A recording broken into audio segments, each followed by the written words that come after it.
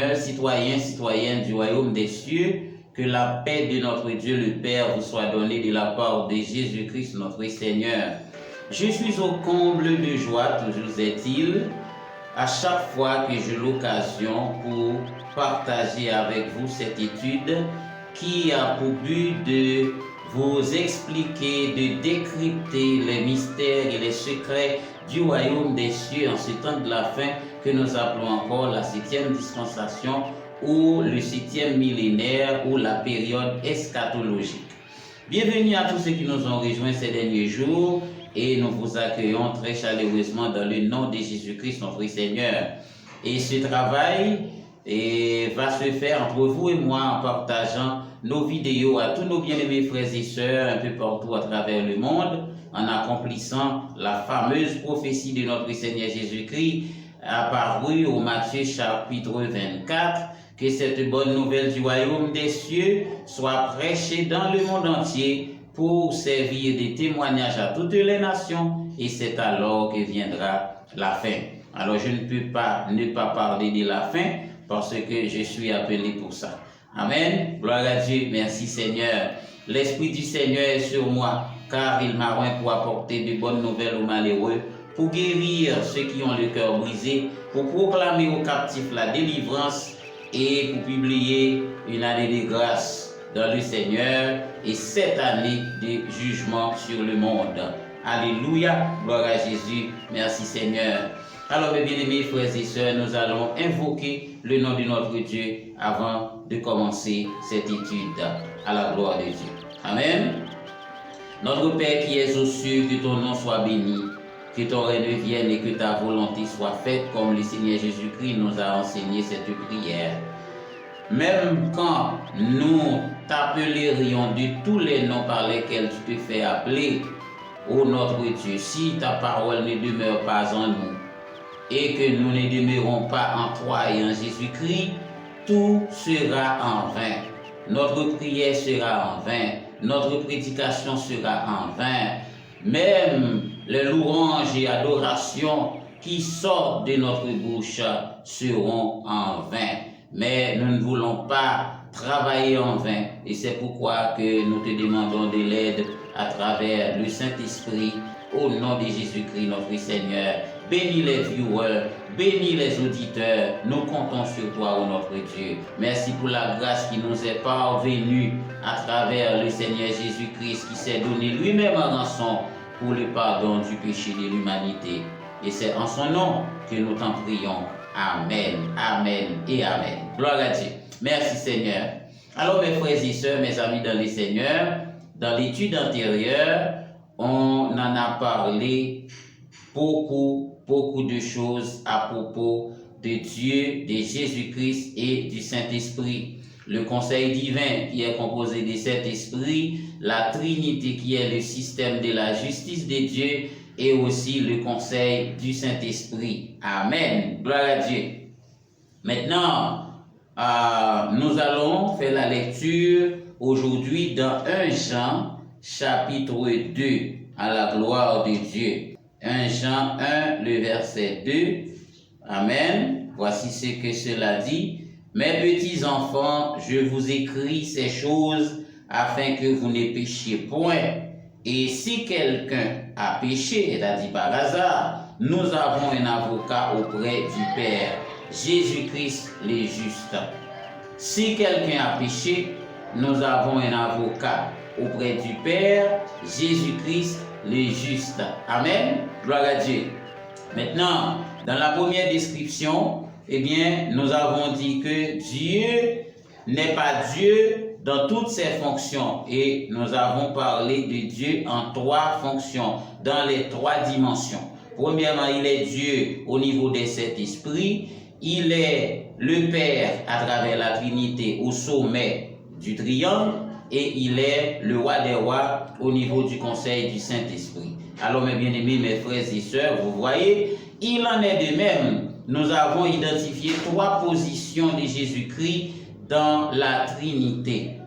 Nous avons dit que Jésus-Christ c'est l'homme Dieu et nous avons identifié 3 positions de Jésus-Christ. Premièrement, il est le Logos étant que le Fils de Dieu. Deuxièmement, il est le réma. Elle a dit la justice et l'équité. Il est la théorie et la pratique.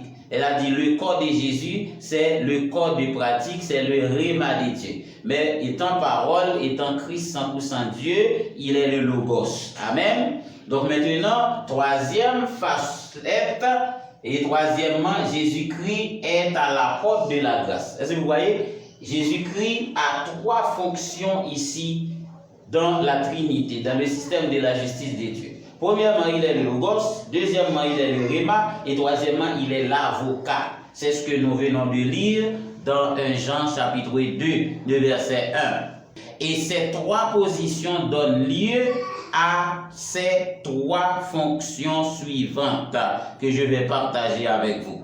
Jésus-Christ avait eu trois fonctions lors de son ministère terrestre. C'est un rappel pour tout le monde que Jésus-Christ, notre Seigneur, n'était pas venu sur la terre dans le rôle de Dieu. Il n'était pas venu sur la terre étant que Dieu, mais il était venu sur la terre étant qu'homme rempli de Dieu. Peut-être que c'est pour la première fois que vous entendez ce vocable, homme rempli de Dieu. On parle de l'homme rempli du Saint-Esprit, mais moi je parle de l'homme rempli de Dieu. Il a dit Jésus-Christ portait en lui les 7 esprits de Dieu. Ça donne la plénitude de Dieu. Donc Jésus-Christ, c'est l'homme Dieu, c'est l'homme qui portait la plénitude de Dieu dans son corps lorsqu'il était sur la terre en mission. Amen. Gloire à Dieu. Tous les accomplissements de Jésus-Christ ont été faits en qualité d'homme plein de Dieu, en qualité d'homme rempli de Dieu. Je ne veux pas dire rempli du Saint-Esprit, je dis rempli de Dieu, parce que le conseil du Saint-Esprit est composé de 5 esprits, mais lorsque je dis l'homme rempli de Dieu, elle a dit l'homme qui a la faveur de porter les 7 chandeliers d'or, l'homme qui avait la grâce de Dieu pour porter en lui les 7 esprits de Dieu. Amen, amen. Gloire à Dieu, merci Seigneur pour cette grande et merveilleuse révélation. Alléluia. Donc mes frères et sœurs, Jésus-Christ dans les 3 grandes fonctions sur la terre. Non, jamais, jamais en qualité de Dieu, mais en qualité d'homme parfait, l'homme rempli de Dieu, l'homme qui portait Dieu totalement dans son corps, dans un corps physique. Alléluia. Gloire à Jésus. Donc, les 3 positions de Jésus-Christ dans la Trinité donnent lieu à ces 3 fonctions, comme je l'ai déjà mentionné. Premièrement, Jésus-Christ a eu la fonction de grand prêtre et il avait, alors j'écris ici, la fonction de grand prêtre, la fonction de grand prêtre, il avait la fonction de prophète et troisièmement, la fonction de roi. Voici les 3 grandes fonctions de Jésus-Christ notre Seigneur. Vous allez trouver ça dans le livre. Vous allez trouver ça dans le livre que Dieu m'a donné à la page 30. À la page 30, Jésus-Christ dans sa fonction de grand prêtre. Amen. Gloire à Jésus. Merci Seigneur. Alors, ça c'est un ouvrage que j'ai reçu lors de ma première invitation dans le royaume de Dieu. Amen. Gloire à Jésus. Donc, maintenant, mes frères et sœurs, mes amis dans le Seigneur, Jésus-Christ, dans les 3 grandes fonctions comme Dieu, a 3 grandes fonctions aussi. Il a la fonction de Dieu, je reprends, au niveau des 7 chandeliers d'or, la fonction de Père au niveau de la Trinité et la fonction de Roi des Rois au niveau du Conseil du Saint-Esprit. Jésus-Christ avait eu 3 rôles aussi lors de son ministère terrestre. Il avait le rôle du grand prêtre, deuxièmement le rôle du prophète et troisièmement le rôle de roi. Donc aujourd'hui, je vais vous parler uniquement de la fonction de grand prêtre de notre Seigneur Jésus-Christ. Amen. La fonction de grand prêtre est relative à la fonction d'avocat que nous venons de mentionner au niveau de la justice des dieux.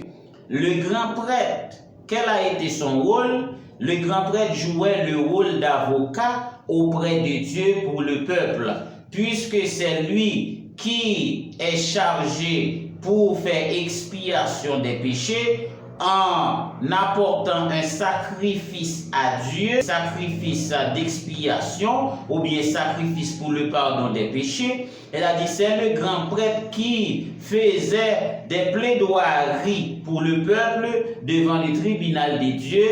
C'est le grand prêtre qui joue le rôle d'intercesseur auprès de Dieu pour le peuple.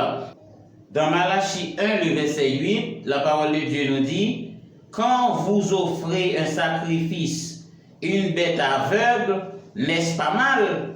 Quand vous offrez une boiteuse ou infirme, n'est-ce pas mal? Offre-la donc à ton gouverneur. Te recevra-t-il bien? Te fera-t-il bon accueil? Dit l'Éternel des armées. Elle a dit ici, s'agissant d'une reproche adressée au sacrificateur, l'Éternel les avait reprochés dès qu'ils n'avaient éprouvé aucun respect à son égard, en offrant des animaux infirmes, des animaux boiteux, des animaux aveugles.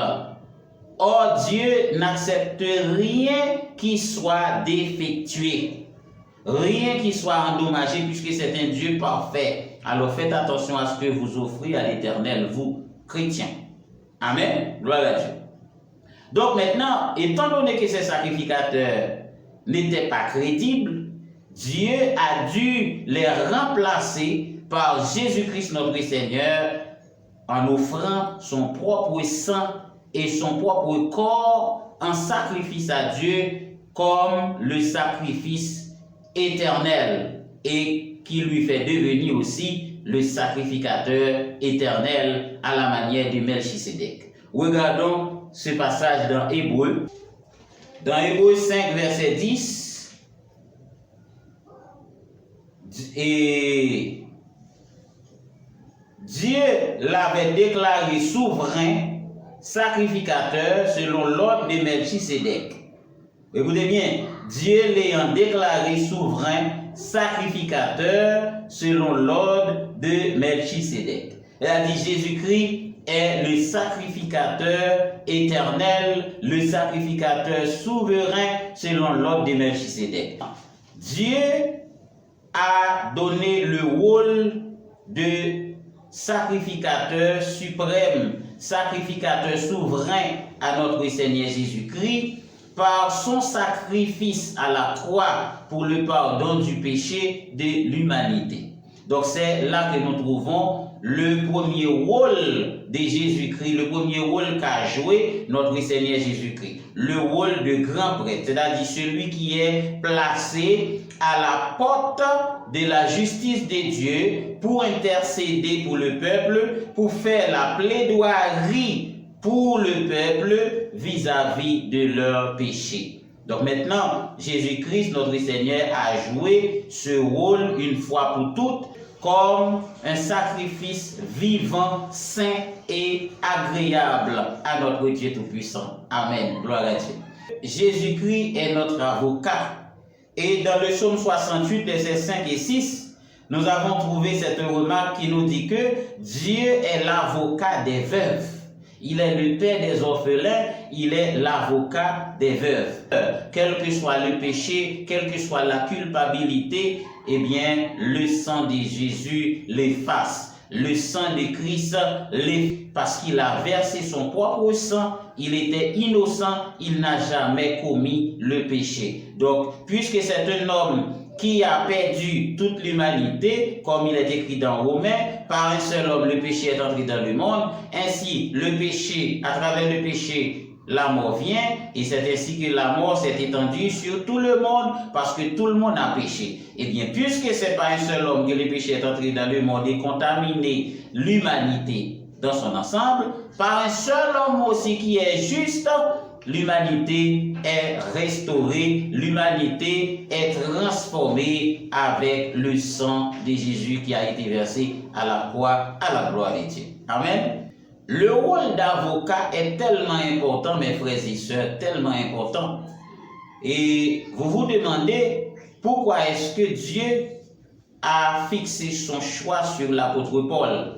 Et pourquoi est-ce que l'apôtre Paul était devenu si grand parmi tous les disciples de Jésus-Christ? Or, il n'était pas parmi les 12. Non, il ne faisait pas partie les 12 disciples de Jésus-Christ. C'est jusqu'après qu'il a été choisi sur la route de Damas.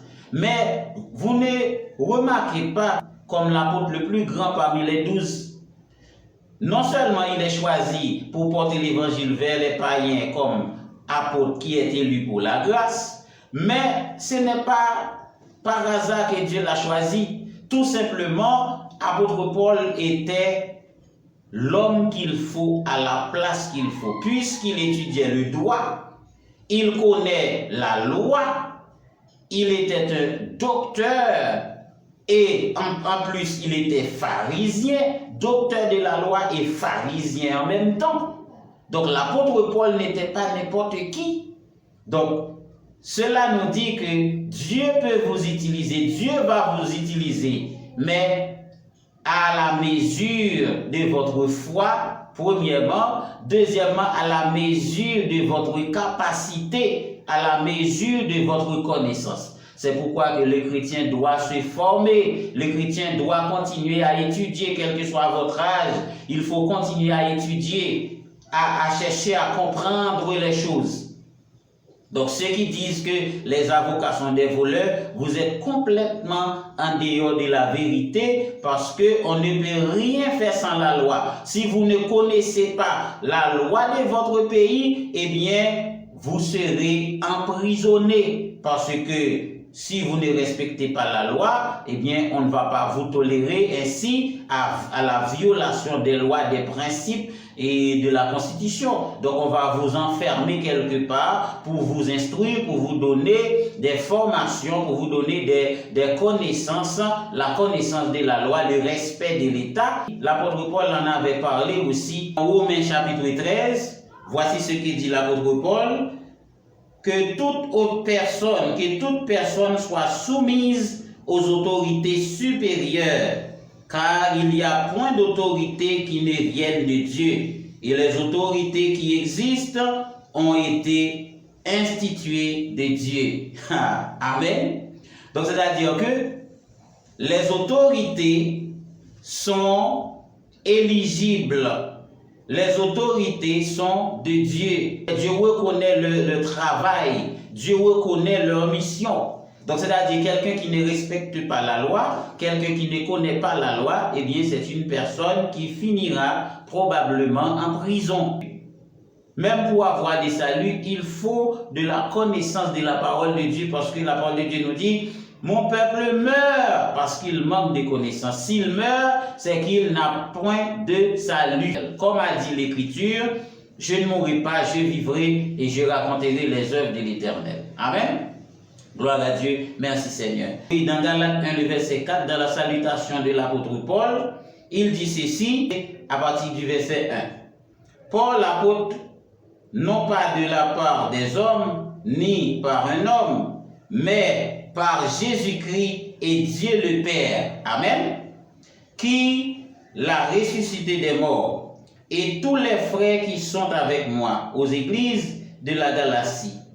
Que la grâce et la paix vous soient données de la part de Dieu le Père et de notre Seigneur Jésus-Christ, qui s'est donné lui-même pour nos péchés, afin de nous arracher du présent siècle mauvais, selon la volonté de notre Dieu et Père.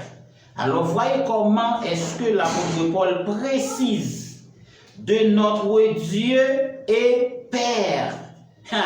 Elle a dit, dans un premier temps, il parle de Dieu dans sa fonction de Dieu au niveau de cet esprit, et il parle de Père en fonction de sa justice, siège sur la montagne de Sion au sommet de la Trinité. Alors, l'apôtre Paul n'était pas fou lorsqu'il écrit ces choses. Voilà, il était rempli du Saint-Esprit pour préciser de notre Dieu et Père. S'il voulait justement parler de Dieu, il dirait Dieu tout simplement ou bien Père, mais il a précisé notre Dieu et notre Père. C'est-à-dire dans un premier temps, étant que Dieu au niveau de cet esprit, deuxièmement, étant que Père, c'est-à-dire celui qui juge, qui est placé sur la montagne des Sion au sommet de la Trinité. Ah, mes frères et sœurs, c'est un grand mystère. C'est une grande connaissance également pour vous, mes amis, dans le Seigneur. Alors, le temps ne me suffira jamais pour vous parler du royaume des cieux, pour vous expliquer les choses de Dieu. Mais que le Saint-Esprit vous soit en aide et qu'il ouvre les yeux de votre cœur. Que le Saint-Esprit vous donne des révélations pour marcher fidèlement avec Dieu. Au nom de Jésus-Christ notre Seigneur. Tout le plaisir est pour moi de vous servir, mes bien-aimés dans le Seigneur. Et aujourd'hui, on a vu la fonction de grand prêtre de notre Seigneur Jésus-Christ. Donc Jésus-Christ avait eu 3 grandes fonctions lors de sa mission sur la terre. La fonction de grand prêtre, lorsqu'il joue le rôle d'avocat, et la fonction de prophète et la fonction de roi. Il nous reste à voir la fonction de roi et la fonction de prophète. Donc si Dieu nous donne la faveur, donc si le Seigneur me demande de continuer à parler de Jésus-Christ étant que le grand prêtre ou bien le sacrificateur, eh bien c'est ce qui se fera. Que Dieu d'aille vous bénisse de toutes sortes de bénédictions spirituelles et matérielles pour la gloire de son saint nom. Alléluia, gloire à Jésus, gloire à Dieu. Shalom, shalom et shalom.